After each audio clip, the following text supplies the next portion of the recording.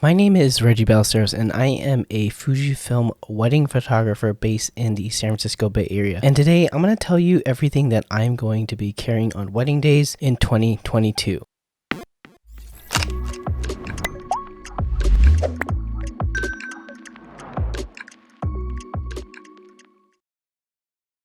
So to start things off, I use two Fujifilm XT3s as my main camera bodies, and I carry them using the brand new Clever Supply dual camera harness. It uses these super cool attachments using the Peak Design clips, and I also have a Peak Design capture clip that hooks up my GoPro, which I do behind the scenes videos for you all to watch here on YouTube. With that, here is my first body, which has the 50mm 1.0, and the 50mm 1.0 is my main lens for kind of like telephoto, more compressed look for portraits, more reach with documentary scenes, anything that I need to have compression or bokeh and that kind of style of shot. This is more of my main telephoto lens, and my main lens is the 18mm 1.4. This is my favorite Fujifilm's lens for wedding photography, and I use it for pretty much a majority of my shots, documentary stuff, wide angle storytelling. With the 50mm 1.0, I can pretty much shoot the whole wedding with these two lenses. So in each body,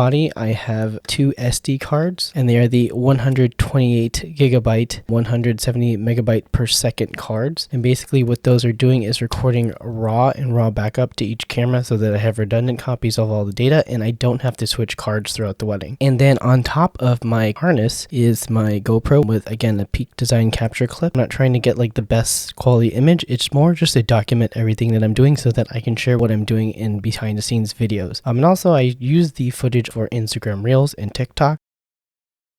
The main bag that I use for carrying around lenses and all the stuff that I need going from place to place is this Ona Brixton camera bag. It's a like messenger style camera bag, and I love it. I've been using it ever since I started photographing professional weddings, and it still lasted to this day. The first lens that I have in my bag is the 35mm f1.4. I only use it for detail shots or when I'm trying to shoot in a close quarters, and I have that combined with my other wide angle documentary lens. And then I also use it sometimes for environmental shots that I want to be pulled back a little bit, but I don't want the distortion of the 18 or the 16. The next lens that I have is the 16mm 1.4, and this used to be my favorite lens on Fujifilm. Sadly, this hasn't been used as often, but this is mainly my close quarters documentary lens, as well as environmental portraiture lens for anything bigger architecture scenes that the 18mm can't get everything in, and it's also kind of better for close focus. The next thing that I have in my camera bag is the MCEX 16mm extension tube for macro shots. I pair this with the 50mm 1.0 to do any type of ring photography so that I don't have to carry a dedicated macro lens. If you want to learn more about how specifically I use this thing, I have a full tutorial on how I photograph ring shots without a macro lens down in the description below. The next thing that I have in my bag is a Manfrotto nano friction arm, micro friction arm. I forgot what it's called, but it's basically kind of like a multi-articulating kind of arm that can be used to place a lot of different things, maybe a flash in some type of wall or handle or something like that. And then I also, in a pinch, will use this specific clamp right here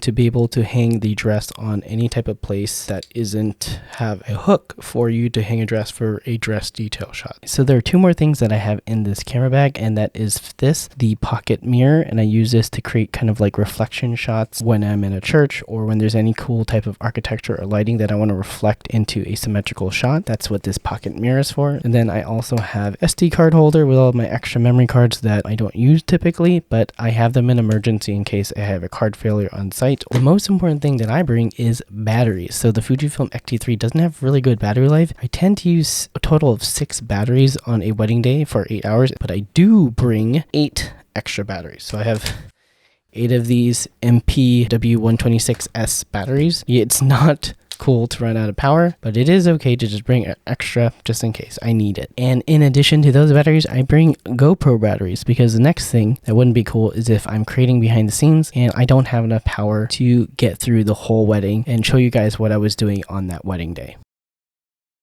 This next bag that I'm going to pack up is the Ona Canvas Bay backpack. They actually don't make it anymore, but this is a solid backpack. It looks very similar to the Brixton, and I use this as my main bag that I bring just to the reception area, basically. It has all my extra lenses and my flashes. The first thing I'm going to talk about is my 50-140 2.8 zoom. I don't like zooms, but you know what? I use this zoom specifically for when I need to get more reach at a wedding day, especially if I'm photographing a Catholic church with very strict restrictions on spacing. This is what this is for. I used to use a 90mm f2, but I just needed more reach, and it was better for me to have reach without having to crop versus using a 90mm f2 and then cropping, because the Fujifilm files, if you crop too much at high ISO, doesn't fare well. The next extra lens that I bring is the 10-24 WR f4. This is an ultra wide zoom. I used to use the 12mm f2 Rokinon, but I realized that I usually use it in architectural settings and stop it down anyways.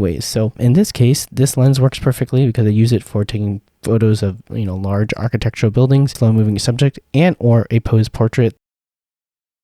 Now we're going to get into the flash stuff. The first thing I'm going to talk about is my two Godox V1s. So I use these as my main on-camera flashes for pretty much anything that I need bounce flash, and I use them also to control my off-camera flashes using the multi-channel, the 3-channel triggers. It's also used for direct fire flash when I'm doing any type of reception, kind of like party shots. So I do have this, the X2TF, that I use in a pinch if I don't need on-camera flash, but I do want to trigger my off-camera flashes. I have two 80-200s, and these are my main kind of like on-the-floor event off-camera flashes, and these are basically my workhorse off-camera flashes. Basically creates a rim light as well as a key light to kind of retain the mood of the reception, but be able to put some light back onto the subject that really wouldn't be there, because at these weddings, they're not lighting the couple specifically, they're lighting the ambiance of the room and then keeping them in the dark. For photography, that doesn't work very well. And then I have a third auxiliary light, the 80-200 Pro, that I use to kind of bring around to different spots if I need very specific use case to have a third off-camera flash to light something that I normally don't need on a typical day. But if you want to see exactly how I use my off-camera flashes on a wedding reception, I have a very good video. Check it out up above or down a link in the description for my off-camera flash wedding photography tutorial. A couple of things, I use these 1/4-inch grids